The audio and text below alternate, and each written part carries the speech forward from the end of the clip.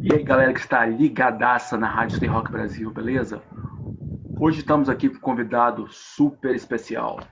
Burke Thomas, compositor e baterista da banda Loaded. Para quem não conhece a banda Loaded, a banda foi fundada pelo baixista do Guns N' Roses, Duff Mckagan. Burke, my man, how are you? I'm good. It's good to be in the sun. It's good to be in Nevada. Somewhere. I I don't know this part of town. I'm in a desert town in northern Nevada, taking a break from all the wet in Seattle. It's a little vacation. So now you're heading down from Seattle down to? Down to Vegas. Hmm. I wish I could have been visiting Vegas on a big victory for my football team, but they just got their hearts crushed last night. I'm a huge Raider fan. I go through a period of about a week of mourning, and then I'm able to pull out of it. But it'll be good to see some family and walk in the sand a little bit and see the new stadium. Oh, nice, man, nice. Yeah. Burke, I was looking at your bio, man. I was so impressed. You played, besides playing for Duff Mckagan, you played for Vendetta Red, DoctorFunk, Curses of the North, right? Yeah. And loads of more. Um, Sure. Question that I have in my head here is, how did you start with music? Because you didn't start playing with these guys like this, right? Well, I fell in love with music when I was, so there was a alternative rock station in Los Angeles called K-Rock 106.7. I Hmm. think it's still there, but back in the day, I grew up loving new wave, um, right after punk, then the synthesizers and whatever, X, Oingo Boingo, Gary Newman, Duran Duran, The Hmm. Pretenders, U2, Simple Minds, all that stuff. And so I fell in love through K-Rock, because at the time K-Rock was pretty cutting edge on all the new stuff coming out. And I did my grandfather. I knew him very short time. I only knew him about a year. He was a police officer in Chicago, and he bought me a snare drum when he was visiting once, but I didn't do much with it. I took like one lesson and it was boring. But fast forward a few years, when I was around 12, I saw a band play Wipeout during lunch in the low lunch area, and it just blew me away. Like the way kids were going back to class talking about, wow, what an amazing drummer, that was crazy. And I just felt so much adrenaline that from that point on, I had to learn how to play Wipeout. I went to like the swap meet, the market that weekend, and I tried to pick out some drums. And from that point, I just listened to records and taught myself how to play drums. And then my sister had an acoustic guitar in her room, and she quit pretty early on. She was a singer and she tried to play guitar, but and she didn't even put the strings on correctly. They're like way too tight. But I would always sneak into her room and teach myself guitar on her guitar, and then like put it back before she got home. So that's kind of when I crossed over. And there was a player piano in our house that we were never supposed to touch. But every time my stepdad was out of the house, I would sneak over and like teach myself how to play piano, listening to U2 songs and stuff like that. So that's kind of like where all the mix of the instruments came in, just listening to records and playing by ear. That's pretty much it. Zero theory, zero lessons. Like, 'cause I've been talking to loads and loads of musicians worldwide, and I know, like, at the beginning is hard as hell. It's not like, Yeah. boom, you're a rock star. If you can tell us, like, how hard it is or how The easy it musician's is. career, the musician's career is like the Swiss Alps or whatever. It's like there's no consistent. I mean, very, very, very small percentage. Maybe if you're Kenny Aronoff or something, but even back, he had rough patches in the beginning too. I mean, now he's consistent, but it's always going to huge ups, huge downs, and you just really have to love music to stick to it. Because I've known a lot of super talented, more talented than me, far, far more, just quit because they got too frustrated, too heartbroken after a while, just because of whatever happened in their career. It was like too heartbreaking, but I still love music too much I had still had too many ideas and too much energy to stop, so you just have to put up with those low periods and push through. I hear you. I hear you. And talk about the career, I mean, and also like you have been composing things for Dockers, Dead Hustle actually. What else around here? Also, Acer Life, right? And Mormon Clip. Oh I yeah. mean, how did you get in to do You know these what it things? is like in your discipline and in business in general, it's really Hmm. just who you meet, right? I mean, you could have some talent and you can put in hard work, but the most important thing is people, relationship building. You know, it can It's get like, you in a lot of doors, right? And you can't meet some people and like have nothing to offer, you know. But what I'm saying is, if you have drive and if you have a little bit of talent and you meet the right people at the right time, that's the trick. Um, as far as the composing for commercials, that mm, again, it's like through knowing how to record myself, through knowing how mm, to produce myself.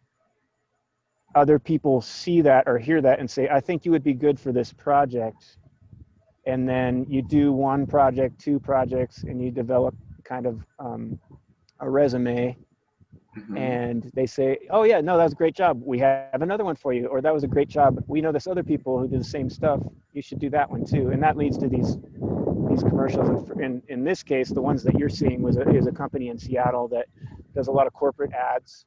Mhm. And it was the owner of this company used to be a bass player in a band that I played in long ago, and now he's doing something else, and he knew that I did this stuff back in the day. So now he brought me on, and doesn't have to deal with a bunch of personalities, he's just dealing with one guy. I And sometimes see. I'll go down there and I'll just do a drum track for like 20 minutes because all he needs is a drum track for some commercial. Sometimes he'll send me a whole project. There's been other stuff like um, Google and Amazon and stuff. And I mean, Oh, I audition for a lot of stuff that I don't get, but at least they're mhm. calling me to say, hey, I think you might be good for this, you know. So it's not 100% victory all the time. I'd say maybe I get half of them, but it is really cool supplemental income when I'm not on stage or whatever, to be able to compose and do, and you know, be able to sound like I'm pro or whatever. I hear you. I mean, it's good, Bert, because you got lots of open doors. You know, I mean, as you said, if you're not on tour, you can be at home, and at least you're not home like waiting for the next tour. Like you got Yeah. a lot of stuff going on. That's pretty good, man. Because I know lots of the musicians, they as soon as they off tour, they spend time home, like and Yeah. then like, no, what I'm gonna do, what I'm gonna do. But you seem to be like like a machine, like like a tornado, like. Yeah, I have a hard time sleeping. I have really bad sleep hours, and I'm constantly, you know, full of ideas and a lot of energy. And when I'm not doing that, I'm like physically active. Even though I was in a That's really bad good. accident Uh-huh. last year, that limited me quite a bit. I'm still able to. I have my studio and I have all the instruments and I have the recording stuff, and I'm able to send all these things, you know, via the internet and still do business in a musical way, which is pretty cool. I don't like. Yeah, I'm never like, what do I do with myself? Yeah, I hear you. And last year, I think it was last year, right? You had a car accident, Yeah, I was unfortunately. playing with, Hmm. well, so Roger Fisher, the original guitar player of Heart, Hmm. found me through another band. See, again, and people get to know people. The guy Right. who actually invited me into this band actually quit before I even started. Um, but we were rehearsing because Roger wanted to put together, in the Seattle area, there's like 10 Heart cover bands or Heart tribute bands. I think every member of the original Heart has their own tribute band. But he was starting one because he's like, I wrote half these songs. I want to start my own Heart thing and make some money and travel around. So he recruited me, and we were doing rehearsing all the original Heart stuff. And the very first show of the very first tour, I was driving back to my house, and I said I live in the mountains, and there's a bunch of switchbacks, and we just had a huge snowstorm.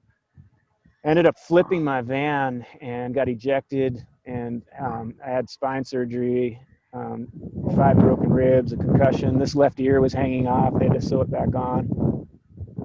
So it was pretty bad, and I was paralyzed for a few days. So now, like, I still have tingling hands and feet, and I have a little trouble walking, very, very stiff. Hmm. It's a life change for sure. and it's every day is an adventure. But you know, I'm not dead, and I realized with this particular injury, which is on the C5, C6 area, it could be a lot worse. Ooh, knock on wood, man. Yeah, but attitude adjustment has been a big. And oh man, I mean, I'm happy that you're still in one piece because and you're still able to play drums, and I hope 2021. I mean, you're back on the road again. I mean, at least stay like this, Burke. Stay in one piece, Yeah. you know. Yeah. I'm 221. If I'm 100%, I would like that. That's the picture in my head, even though the surgeon says 90 at the best. But I'm working. I'm doing all kinds of therapy with like electricity therapy, and I do this thing called blood flow restriction, which is like weight training and with tourniquets on, and you know, I swim a lot, drumming all the time. Awesome. I'm trying everything I can. I'm not giving up yet. No, don't, man, don't. Rock and roll needs you. You can't give up yet, Burke. You can't give up yet. You know, tell me. So I do my little interviews too with some of my drum heroes and musical heroes. And when I get to Vegas, I was just talking to my friend, his name's Eric Hawk. And I played in his band a long time ago called The Lashes. And I think they're on Columbia for a couple records. And then he joined a band called Portugal the Man. And I was just talking to him the other day, and he's going to come on my thing, and we're going to talk about our spine injuries. He has a really bad spine injury. Yeah, so he's had to go through major stuff to get himself Yeah, but to see a dude rock, you know, to see a dude be so successful where he is right now in a wheelchair, you know, playing sold out amphitheaters every night in a wheelchair is like the big clap of hands. Super inspiring. Yeah. True. And Burke, I've been looking here, you know, like you haven't played with top notch bands like Smashing Pumpkins, Offspring, Motorhead, Pearl Jam, Perfect Circle, Sugar Ray. Wow, Third Eye Blind, Leroy Bell, and I mean the list is endless. On and on. And then also Duff Mckagan, you know, Loaded. Yeah. How did you get all these gigs, dude? Because these gigs, they don't come like this, as I said before, like, you know, poof, hey Burke, come. Yeah. I'm gonna go back to people. Number one is meet people. Develop relationships. Don't be an asshole. When, you know, there's a big thing. If you can't last with 5 sweaty dudes in a van, you know, for weeks at a time, like you're not going to make it. It's true. I would say half of those are through Loaded, and the other half is just people know what you do, and you get in a room. You know, The Offspring was an audition for their drumming gig in 2007. And the Pumpkins was an audition for the drumming gig in 2009. The Pumpkins drumming gig basically came from the Offspring's manager because he saw what I did there, and he got me in the Pumpkins room. The Third Eye Blind thing was through my Pris, my one-man band thing. That when I was playing a festival up in Vancouver, British Columbia, and their management team saw me there, and they took my CD and that stuff, and they said, we think you'd be really good for this other project coming out of Third Eye Blind, you know. And so I met the guitar player Tony, and we started writing songs together. And then even Tony was instrumental in helping me put me in other rooms, you know, because he really believed in my playing. And the Leroy Bell thing was through, I fill in this band called DoctorFunk, which is a Tower Power cover band in Seattle, and the drummer of that band is Ben Smith from Heart, and he saw me play at some bar, and he said, hey, I got to go on this Heart tour. Can you fill in for me with this other band? And I said, yeah, sure. So like I'm his backup drummer in this DoctorFunk thing, and it's really taught me to play in a different way. It's been really good for me.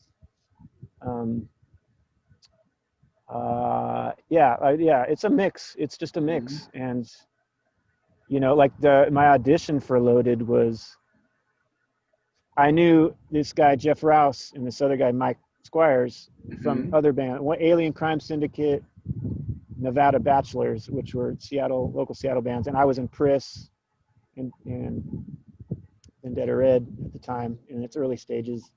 So they knew me, I knew them, but we never played in a band together. And then they had an emergency gig, which just happened to be halftime at Seattle Seahawks Seahawks game a few years back. And we did a couple rehearsals, and so that was my audition in front of 60,000 people.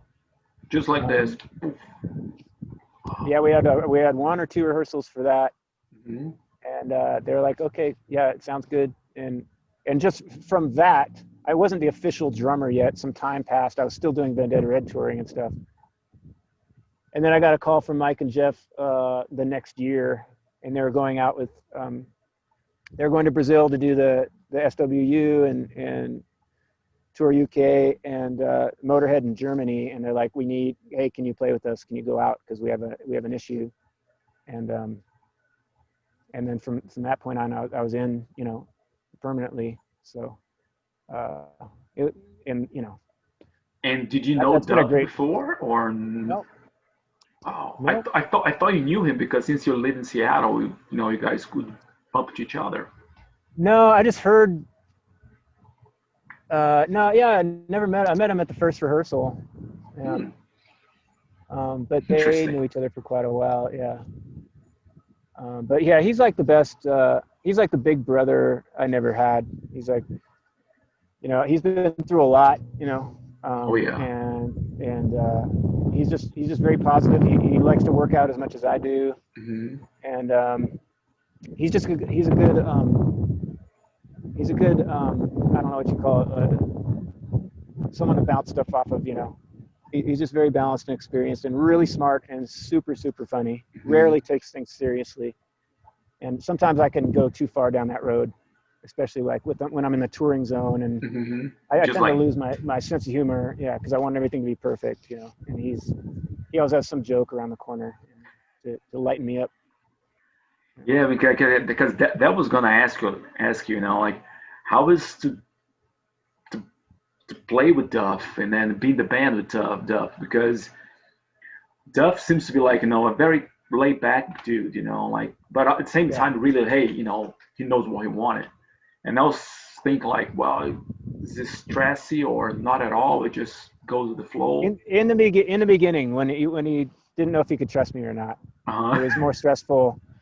Yeah, it was more stressful. I won't go into details, but there was things during rehearsal where, you had to learn about each other and what's going to work and what's not. Some bands are a little looser. Some bands are a little more creative. Some you want to play by the book, Like with the Offspring audition, they wanted every single hit and every single fill to be exactly how it was recorded, Oh, shit. And in the Pumpkins audition, it was like, yeah, just wing it, just have fun, just get loose or whatever. We don't want your creativity.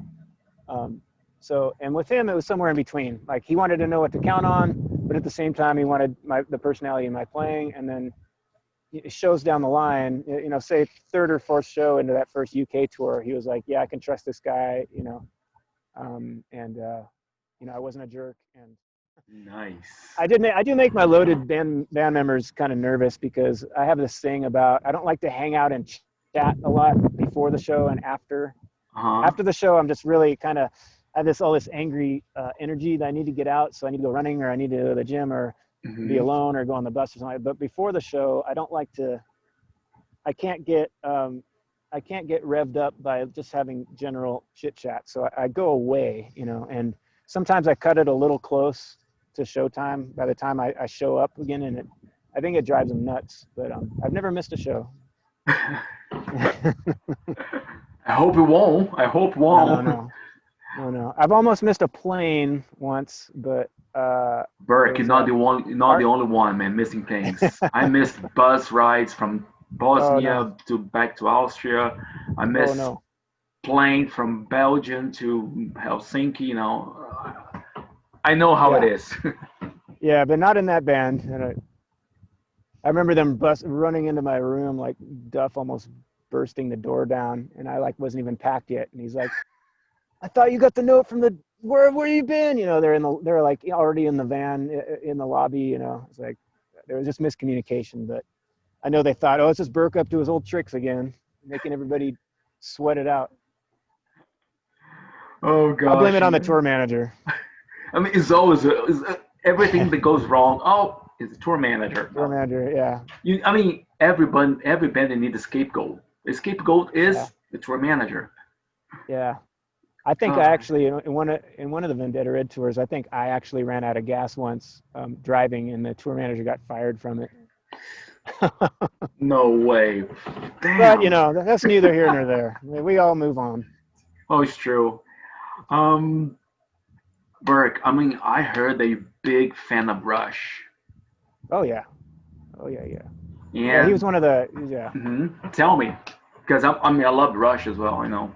So when you started listening to Rush and I talked about K-Rock in LA, and they were all new wave. I really wasn't into progressive rock when I was younger. I wasn't into classic rock when I was younger, maybe a little bit, but I was more into like weird sounds and synthesizers and stuff. But from K-Rock, I heard Missing Persons, which I still love, you know, and Terry Bozzio, which is just like when you're trying to learn drums and you hear Ringo Starr, who's amazing, and you hear these Beach Boys and things like that, but then you hear Terry Bozzio and you're like, what the hell is going on? Like, how is he doing that stuff?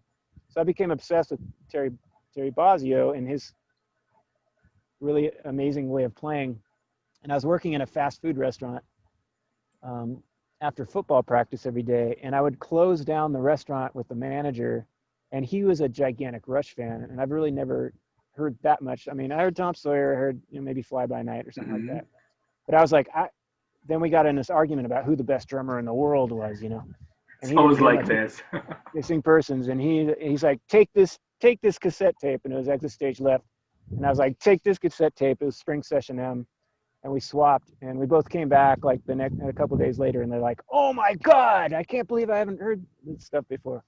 So from that point on, I was like, I listened to Exit Stage Left, obsessed over it every day, tried to teach myself the stuff, and then I got more deep into the catalog. You know, I went forward in the catalog and went back in the catalog, and just, you know, it didn't stop from there. And I've seen them like, you know, 20 times or whatever. And yeah, that was a really sad day in January. It's like a day that you never think would happen, you know, but he had unfortunately, issues, yeah. But yeah, I took more from him, Larry Mullen, Dave Barbarossa from Bow Wow Wow, Martin Chambers from the Pretenders, who was my first guest. Those are the main guys for me, for sure. And have you ever had the chance to tour with Rush? I mean, with other bands you were in before? I wish. I'm trying to figure out what band would have worked with that. It would have had to been some kind of a festival where it's a mixed bag, you know, on stage or something like that. I haven't, and I never did, but that's so far away. Like, I've met a lot of gigantic rock stars, but to me, that's even like outer space to me, to be like in a room with those guys. I know what you mean. Yeah. And how was 2020 for you since January until now? What have you been doing? So I still am able to teach. I have a small school called Loud House. I have some kids who cover physically, the brave parents, and then most of it's on Zoom or Skype.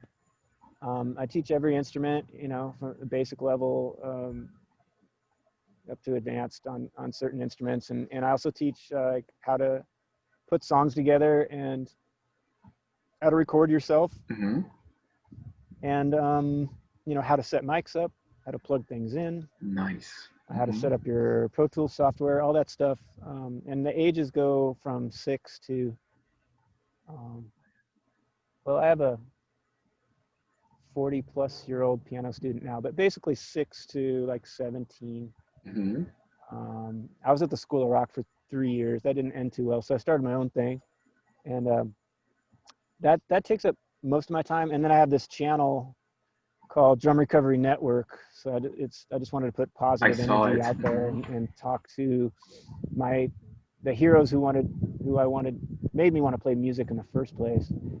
And most of them have said yes. So it really started with Martin from the Pretenders. It's like once he said yes, and once I was able to talk to him, I was like, wow, I might have something here.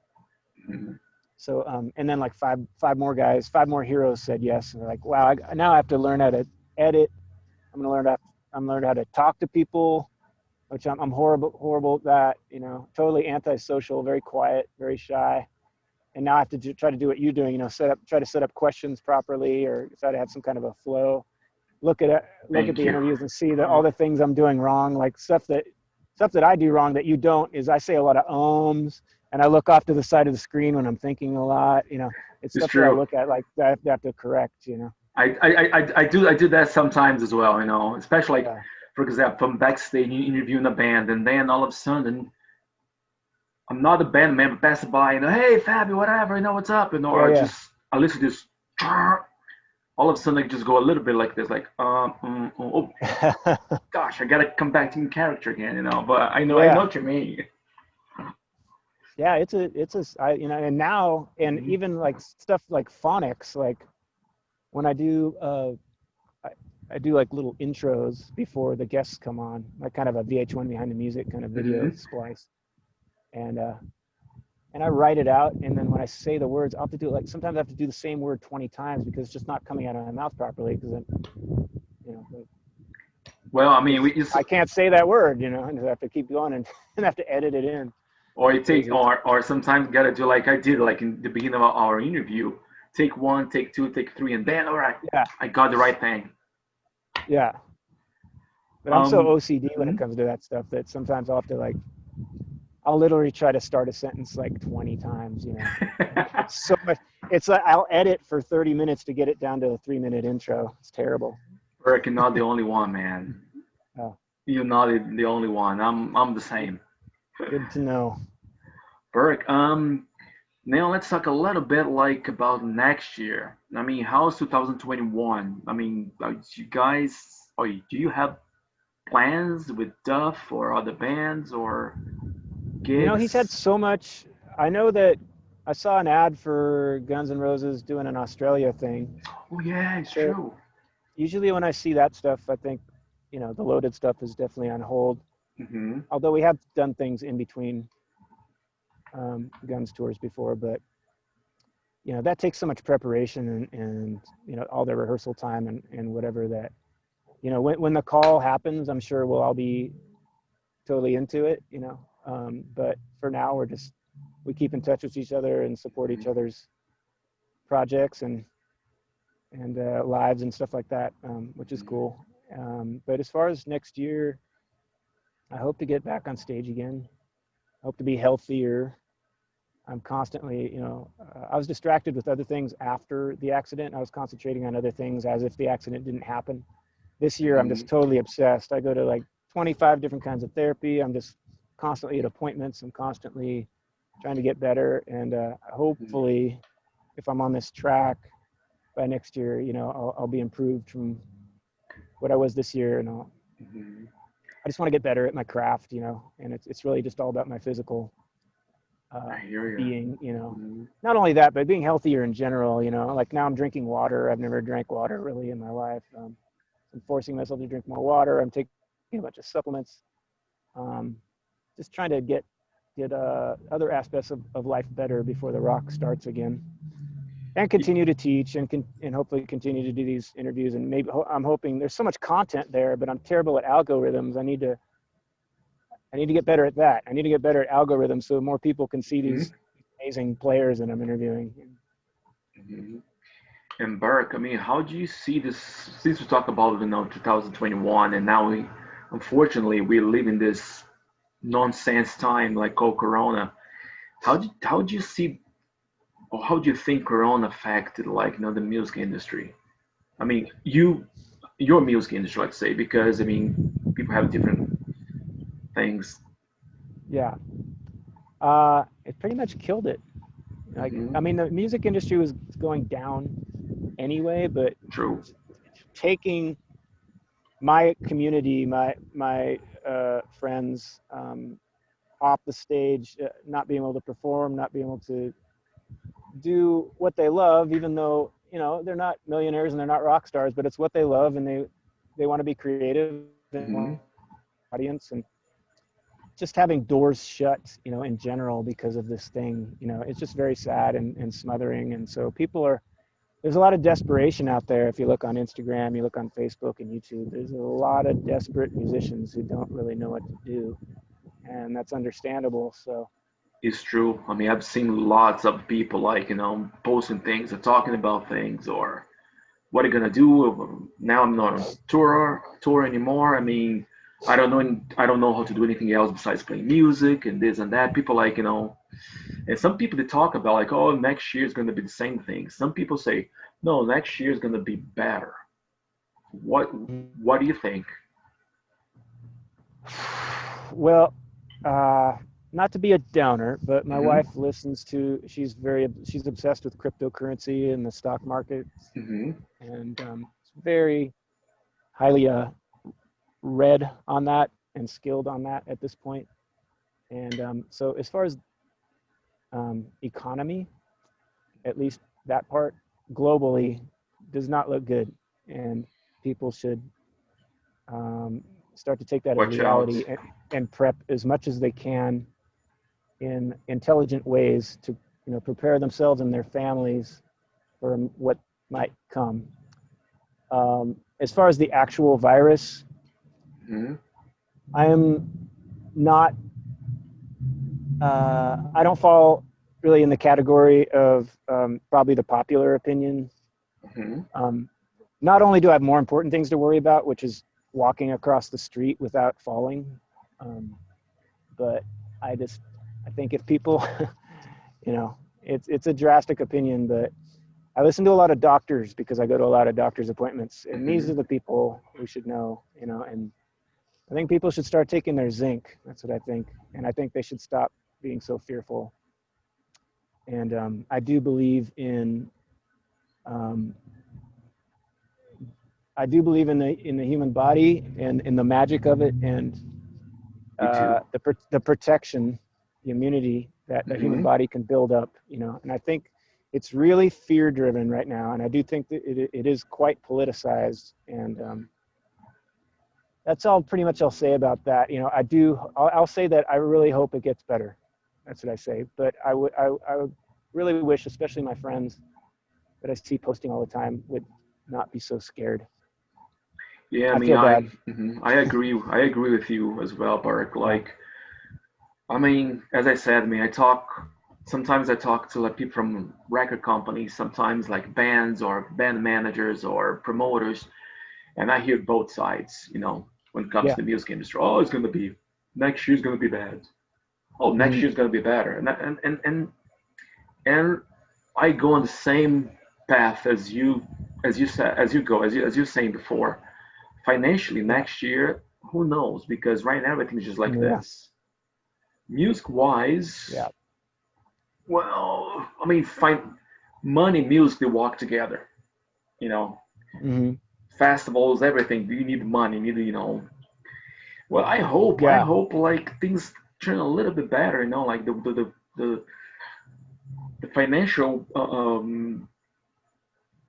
kind of crisis we're living at the moment because of Corona will stop and then things rise again. And the best thing, like something that we humans we need, is entertainment. The entertainment comes Yeah. again because it makes us laugh, makes us, I don't know, like not be afraid to wear a mask or wash your hands, this Hmm. paranoia, You listen to music, you feel Yeah. good, especially like as you said before during the interview, you go to a concert and you see your band is there, the lights, the vibration makes you Yeah. Well, I watch a lot of NFL football. You know, I watch a lot of pro sports. I like Mhm. stupid stuff like that. And the coaches have a mask on, but all the dudes running into each other at 300 pounds at full force, smearing their sweat and their spit Exactly, into each other's faces, no exactly. masks whatsoever. And the coaches get fined for bringing a mask down so they could talk to a player. Exactly. I mean, and evidently Australia, you know, they don't have a problem, right? Like, why would you put all those guys in harm's way if that tour is totally booked? Like, I guess that Australia thinks that it's all going to clear up by 2021. I don't know. Yeah, I was talking to the manager of Dead Daisies, Dave Edwards, Yeah. 2 days ago on WhatsApp, and he told me like, dude, things are pretty much under control here in Australia and New Zealand as well, and we're pretty Wow. much opening for tours next year. It's like, how come? Because in Europe and in the Americas, like North, Central, and South America, everybody's still like, no, oh my gosh, no. Yeah. I don't know. I'd just have to trust him, I guess. I mean, I wish the governor of Washington State and California felt the same way. Did you see that the governor of California was caught in a restaurant the other day? No. Tell us about it because I didn't know that. Call him like Dictator Newsom or something, but he laid down a mandate that closing down the restaurants, closing down bars, closing down everything. And then he was caught in a fancy restaurant in LA just a couple days after that with a bunch of high up health officials having a fancy dinner. No one had masks on. You can find the photo on the internet if you want. Yeah. What a douchebag. Like my wife says, it was like, let them eat cake, you know. It's totally crazy. I'm sure there's many instances around the world like that, you know. I mean, they preach something, but they don't do what they preach. Yeah. But us, you know, the bottom of the pyramid, we have to follow the rules, which is not fair. Yeah. But I hear you. Burke, my man, I know you're on the road. You're going home for Thanksgiving, right? Yeah. Are those drumsticks? Oh yeah, man. Are you a drummer? Oh yeah. Not a professional, cool. Not a professional, but I mean, I'm like this. I come from a musician family, you know, into the gospel music. Yeah. And my mom played piano, you know. When I was the age of 12, I started playing guitar, acoustic guitar, but I didn't like much because they wanted to play the church music, and I wanted to play rock and roll, you know. I mean, I grew up in the time of Ozzy Osbourne, you know, Maiden, and Rush as well, Van Halen, you name it. Yeah. And at the age of 16, 17, I taught myself how to play drums, you know. I mean, I'm not like, you know, a drummer. I mean, I just follow, you know, I just go with the fun, you know, and I love it. And I love it because it's an instrument that if I can play it and I can close my eyes, especially nowadays, I was like, Corona what? Or probably what? You know, it's your meditation. It is. Yeah. And then, I mean, right now we talk, I mean, doing the interview, but I have the thing in my hand, like just, you know. Yeah. I hear you. It's like you're in school tapping on your desk. Oh yeah. Cool. I really appreciate talking to you finally. Man, it was a huge pleasure. Huge pleasure. And I hope, man, I see you, I don't know, like bump to you like on the road, or I don't know, like maybe some festivals or something in Europe or in Brazil, or first chance I get. Hope so. Gotta get out of the house. Oh yeah. All right, Burke. Thank you so much, man, for this interview. You bet. Let me know if you need anything. Sure. Take it easy. All right.